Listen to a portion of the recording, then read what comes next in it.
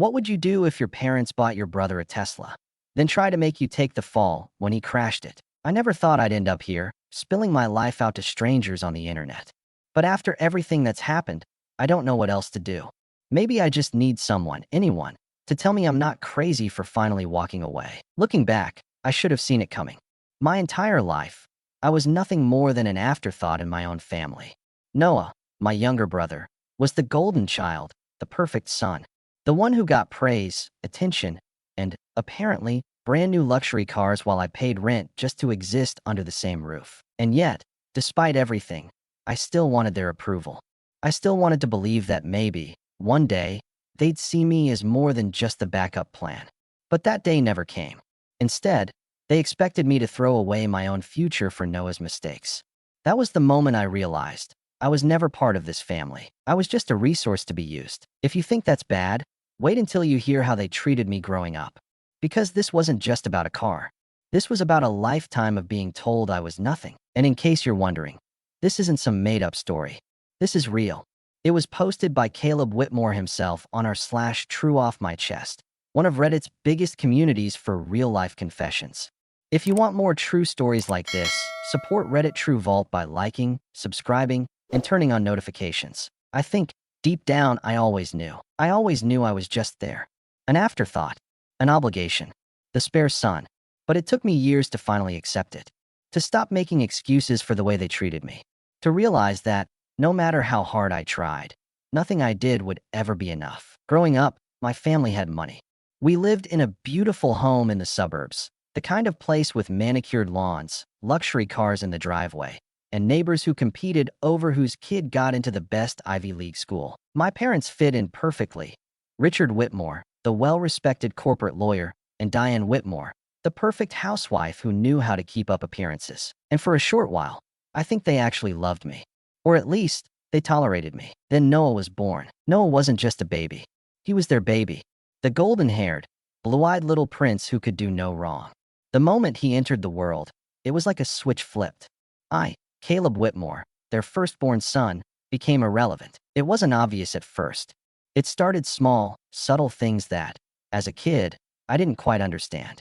I'd ask my mom to play with me, and she'd say, "Not now. Honey, I'm feeding Noah."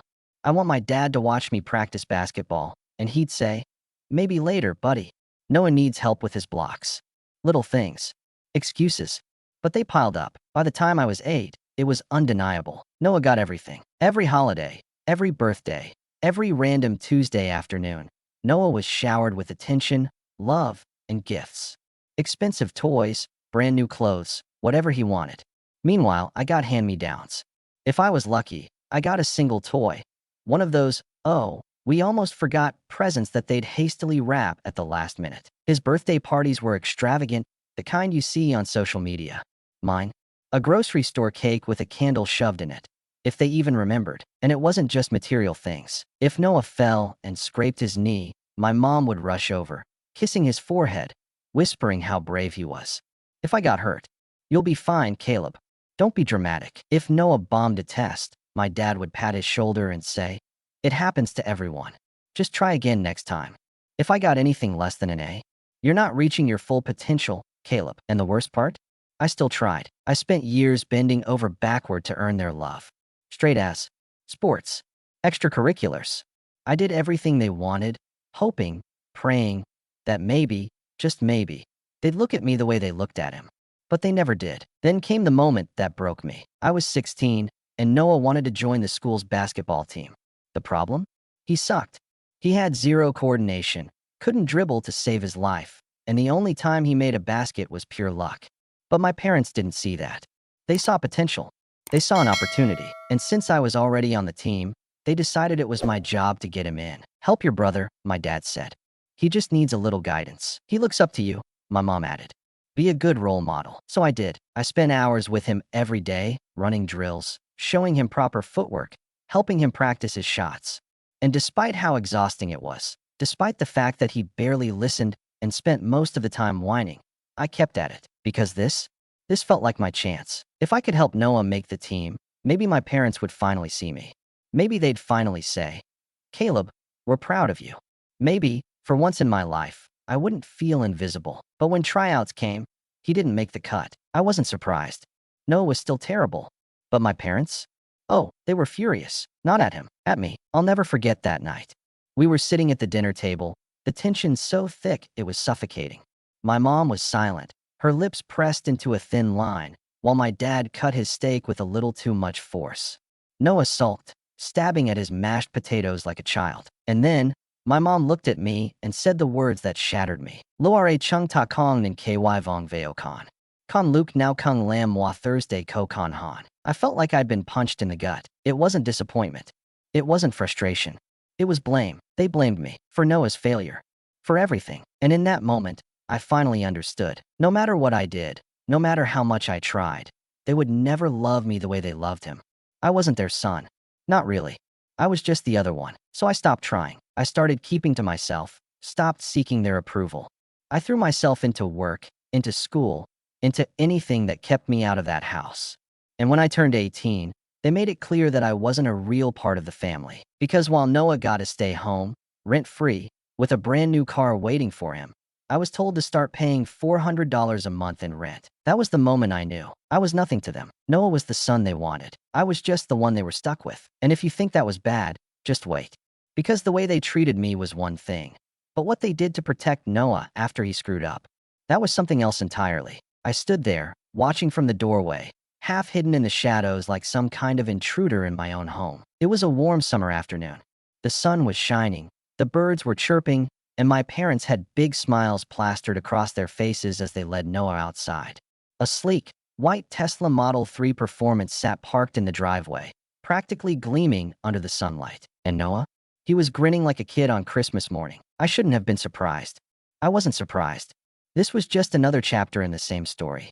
Another reminder of where I stood in this family. But knowing that didn't make it hurt any less. See, when I turned 18, my parents made it clear that I had to start pulling my weight. That meant paying $400 a month in rent just to keep living in the same house I'd grown up in. If I wanted to eat, I had to chip in for groceries. If I wanted to take a shower, I had to help cover the water bill. And God forbid I ever complained about it, because the response was always the same. Our house, our rules. If you don't like it, move out. So I did what any kid in my position would do. I worked my ass off. I balanced a full-time college schedule while working weekends and late nights at a local hardware store. I saved every penny I could, knowing that the second I had enough, I'd be out of there. When I graduated college on time, with honors, and had a full-time job lined up within 2 weeks, do you know what I got? A $50 gift card to Applebee's and a half-hearted, "Good job, Caleb." That was it. No celebration. No dinner. No gift. Just a card that probably took them 5 minutes to pick up on the way home from the grocery store. I didn't even get upset about it. I had stopped expecting anything from them years ago. But Noah? And yet, here he was, standing in the driveway with a brand new Tesla like he'd just cured cancer. I remember watching as my dad handed him the keys, my mom snapping pictures for Facebook like a proud parent at a graduation ceremony. I could already imagine the caption. "So proud of our Noah for all his hard work. He deserves the world." I was about to turn away, to go back inside before they could see me, but my dad must have caught my expression. He turned, looked me right in the eye, and said, completely serious, "Don't be jealous. Noah worked hard for this." I actually laughed. Not a real laugh. More like a sharp, bitter exhale, the kind you make when something is so absurd that you can't even be angry about it in the moment. Noah worked hard? At what? At failing classes? At partying every weekend? At treating college like an extended summer camp? I wanted to ask my dad that, but I didn't. Because I already knew what he'd say. "You had it easier, Caleb. School came naturally to you. Noah struggled, so he deserves a little extra help." That was their excuse for everything. It didn't matter that I had worked twice as hard to get where I was. It didn't matter that I had spent my teenage years studying while Noah was out screwing around. It didn't matter that I had been paying rent while Noah lived free of charge, eating food that I helped pay for, using electricity and water that I helped cover. Because in their eyes, Noah always deserved more. So I said nothing. I turned, went back inside, and shut my bedroom door. The anger, the bitterness, the resentment. Because up until that moment, I had wanted to believe that maybe I was exaggerating. That maybe, deep down, my parents loved me just as much as they loved Noah. That maybe I was just overthinking things. But no, I wasn't. This wasn't just favoritism. This was a clear message. You are not equal to him. You never have been.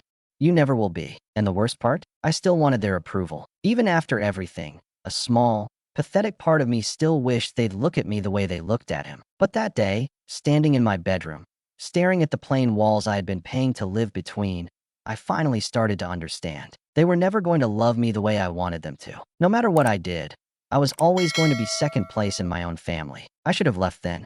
I should have packed my things, walked out, and never looked back. But I didn't, because even though I knew I would never be their favorite, I hadn't yet accepted the full truth. I hadn't yet realized that I wasn't even family to them. Not really. Not in the ways that mattered. And I wouldn't truly understand that. Not until Noah crashed his precious Tesla, and my parents expected me to take the fall. You ever watch someone play a video game and realize, oh, they don't actually care if they win or lose. They just want to cause chaos? That was Noah behind the wheel of his Tesla. Except this wasn't a game. For months after he got the car, he treated the streets like his personal racetrack. Residential zones, parking lots, highways, it didn't matter. If there was pavement, he'd find a way to show off. At first, it was just obnoxious. He'd blast music, windows down, revving the car like some kind of sports car enthusiast. Even though, let's be real, it's a Tesla. There's nothing to rev. But that didn't stop him from flooring the accelerator in the driveway, making that high-pitched electric whir as he zoomed up and down our street at night, waking up half the neighborhood. Then it got dangerous. Noah started filming himself pulling stunts for TikTok. One day, he picked me up from work because my car was in the shop. On the way home, he decided to show me a cool trick he learned, turning on autopilot and pretending to fall asleep at the wheel. I grabbed the wheel immediately, cursing him out. He just laughed. Relax, dude. The car practically drives itself. Like the sensors in a Tesla could magically prevent him from crashing if something unexpected happened. That was the moment I realized he didn't just think he was above the rules. He thought he was invincible. I tried to warn my parents. Noah is reckless. He's going to hurt someone. Noah is drinking and driving. You need to do something. Noah is literally posting videos of himself speeding. How are you okay with this? Every single time, they dismissed me. Noah is just enjoying his youth. Don't be so dramatic. You're just jealous you never had friends like he does. That one really got to me. Because it wasn't just a deflection, it was a confirmation of what I had always known. My parents didn't just ignore Noah's bad behavior. They admired it. Noah wasn't just their favorite.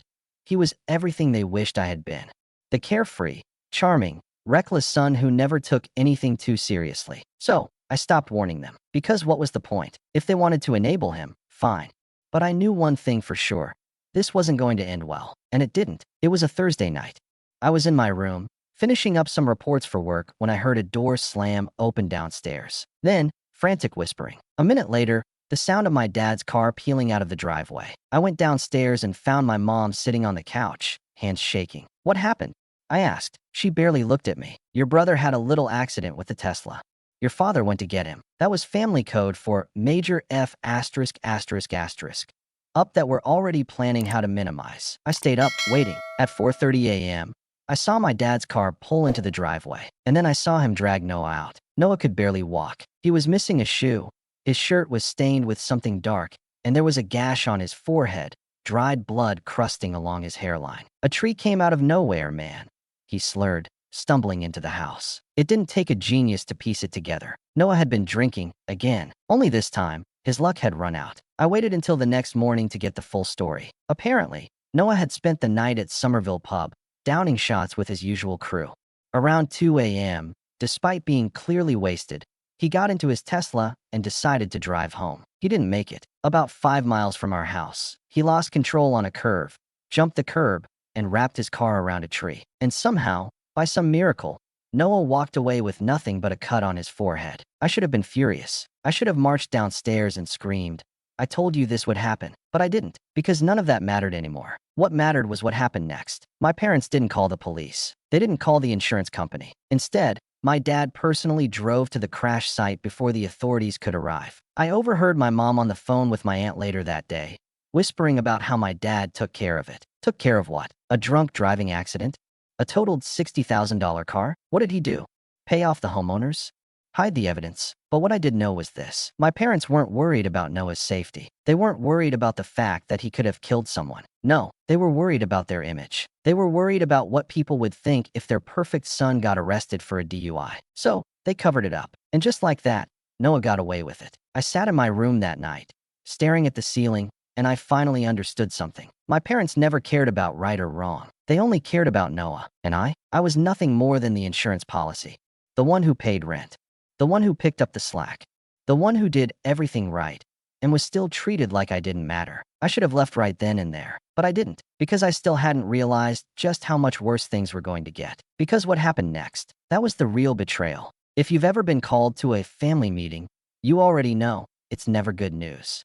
No one ever gathers the whole household to announce, hey, we're all going on a vacation to Hawaii. No, family meetings are for bad news. And in my house, bad news usually meant one thing.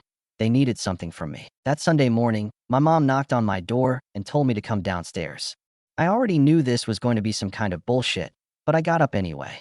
Maybe, deep down, I just wanted to see how far they would actually go. Walking into the living room, I found my parents sitting on the couch, their expressions carefully arranged into something serious. Across from them, Noah was slouched in an armchair, scrolling through his phone like this was the most boring inconvenience of his life. Then, my dad did the routine, straightened his back, clasped his hands together, tilted his head in that fake, concerned way he always did before saying something completely unreasonable. That's when he told me the number, $18,000. That was how much it would take to fix Noah's Tesla. They said insurance wouldn't cover it.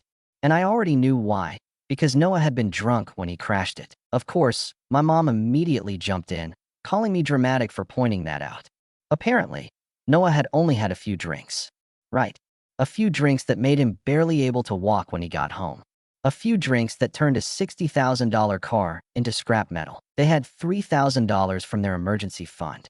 Noah had $500, which, knowing him, was probably earmarked for weed and overpriced sneakers. And the rest? Yeah, that was on me. I had to ask them again, just to make sure I wasn't hallucinating.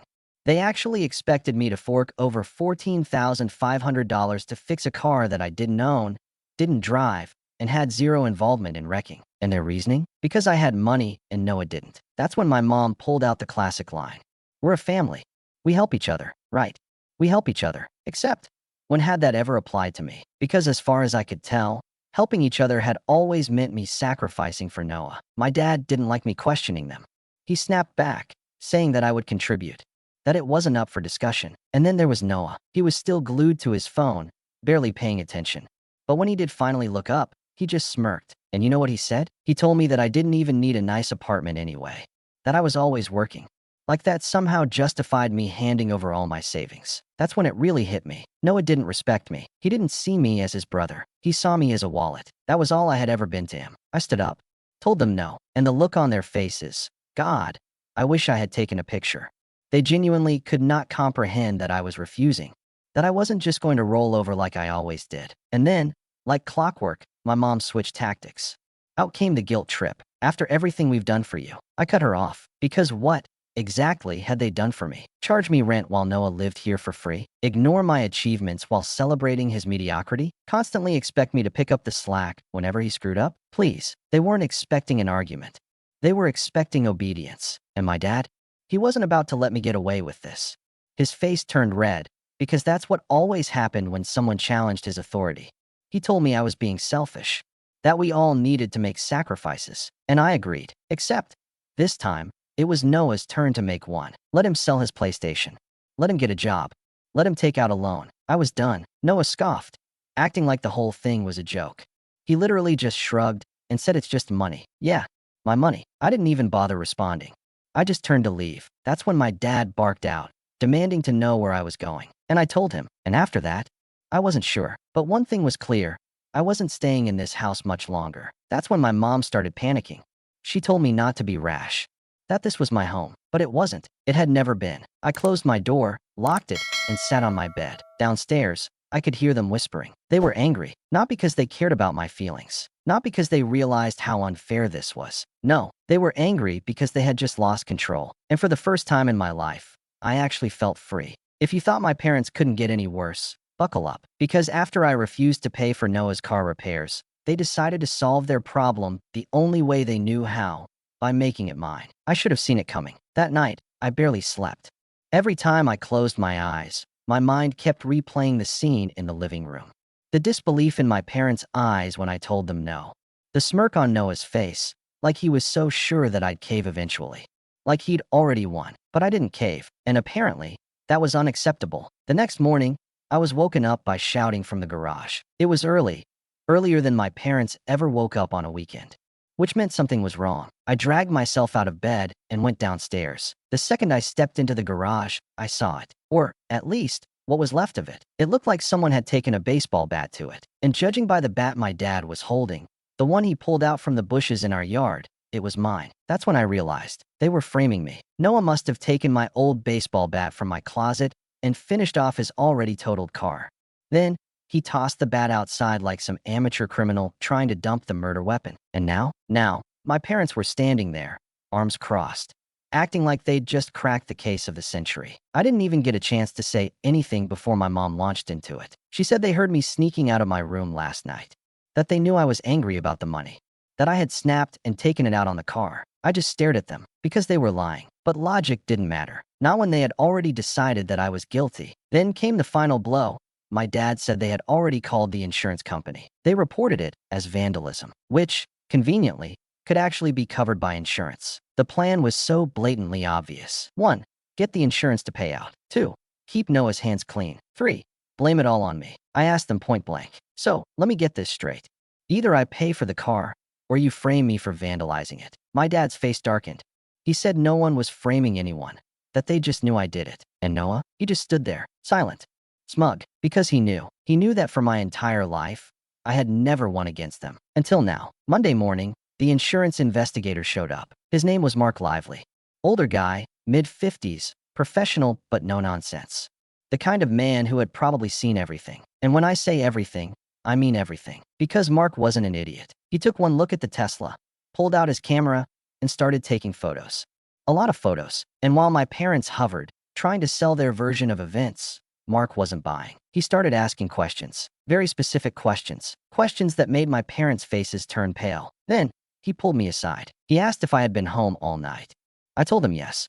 I even mentioned that I had been online gaming with friends, people who could confirm my whereabouts. Then I hit him with the real truth, that the Tesla wasn't just randomly vandalized. It had already been totaled before this. Mark's eyebrows shot up. I explained everything.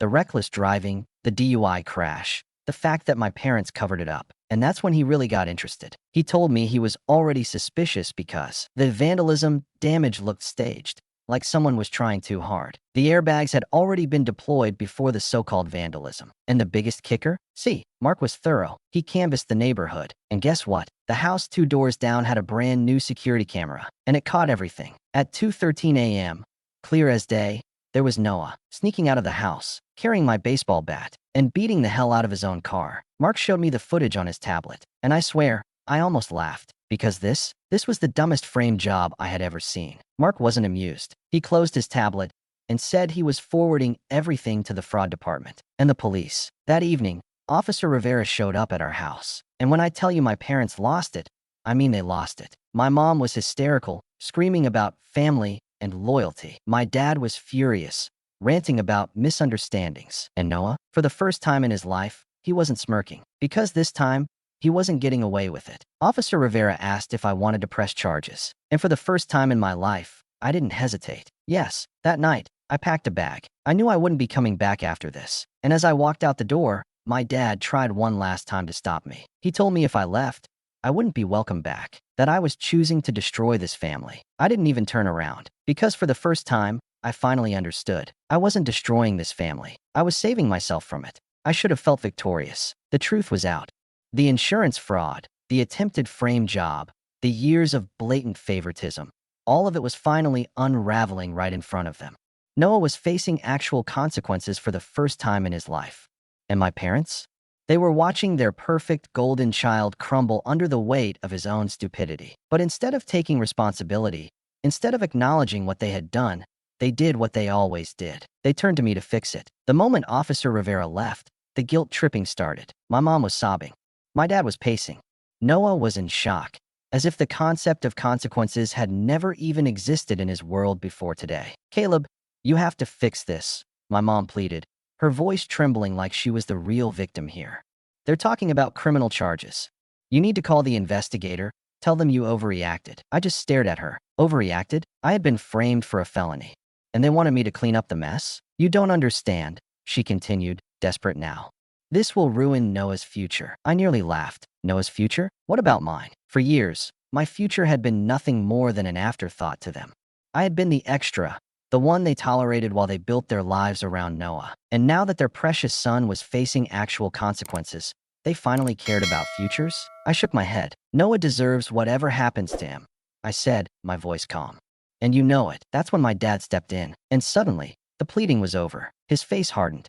His voice dropped to that low, authoritative tone he used whenever he wanted to remind me who was in charge. If you go through with this, he said, then don't bother coming back to this house.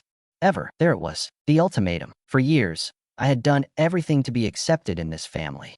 I had bent over backward, sacrificed my own wants, let them take advantage of me over and over again, all for a scrap of love and approval. And now they were cutting me off because I refused to be their scapegoat one last time. I thought about that for a second, really thought about it, and then I realized something. This wasn't a punishment. This was a gift. So I just nodded. Okay, I said simply, if that's what you want. And then I turned and walked upstairs to pack my things. I didn't take much. A duffel bag of clothes, my laptop, important documents, everything else. They could keep it. They had already taken so much from me.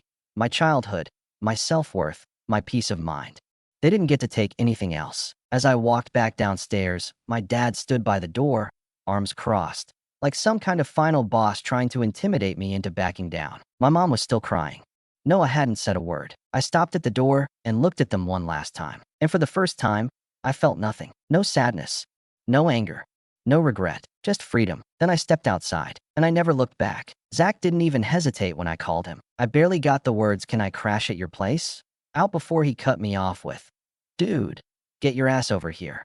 I'll order pizza." No questions, no judgment, just unconditional support. That night, sitting on Zach's couch, eating greasy pepperoni pizza, and watching some dumb action movie, I felt lighter than I had in years. I wasn't waiting for the next guilt trip, the next demand, the next reminder that I wasn't enough. I was just living, and it felt damn good. Top of form, bottom of form. I thought that was the end of it. I really did. When I walked out of that house, I never expected to hear from them again.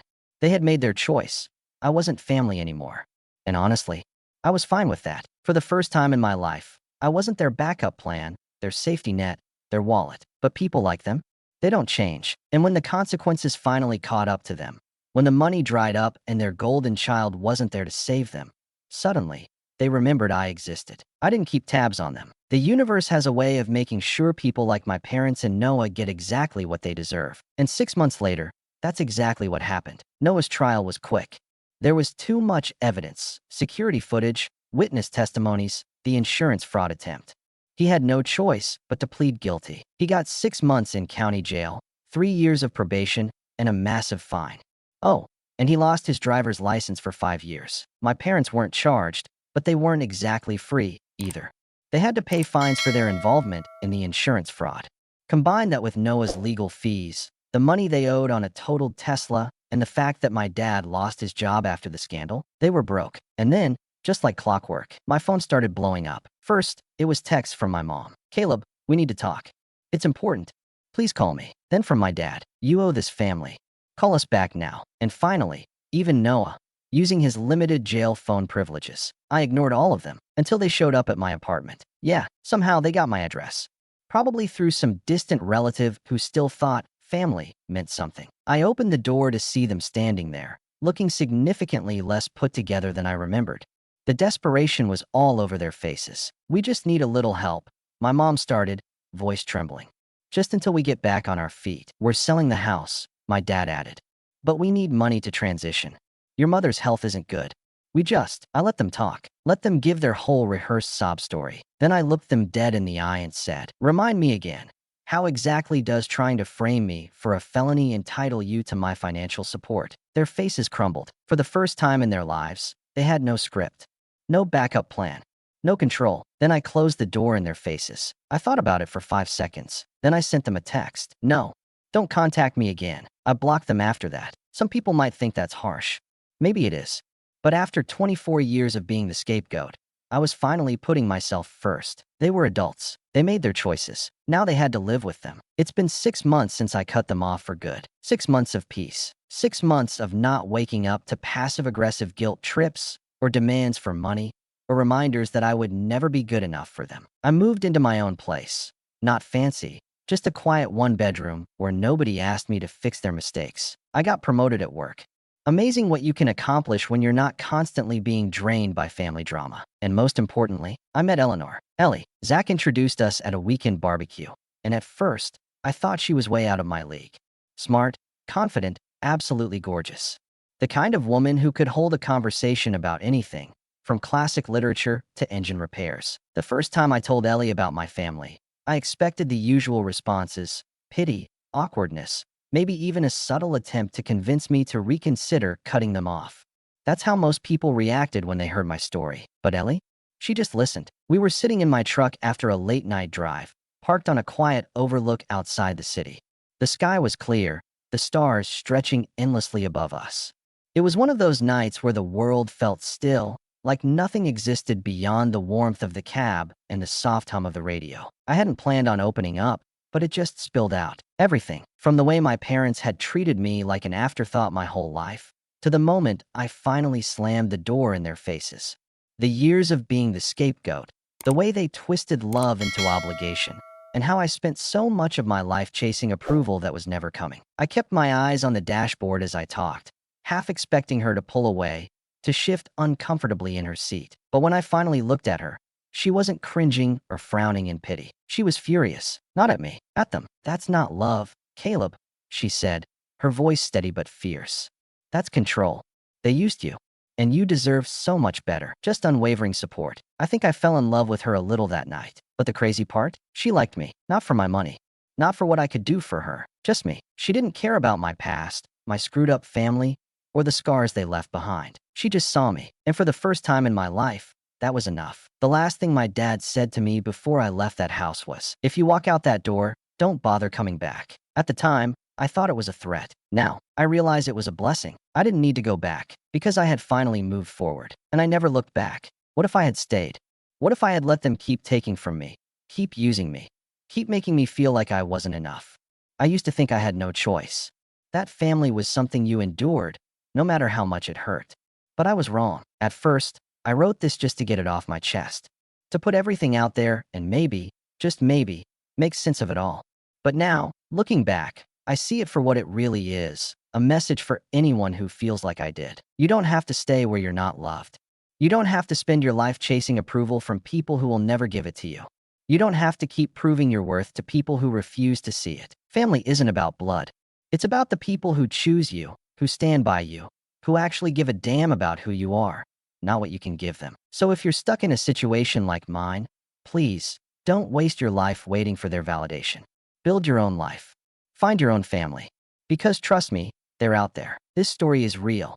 If you want to hear more powerful stories like this, support Reddit True Vault so you never miss another one. Top of form, bottom of form.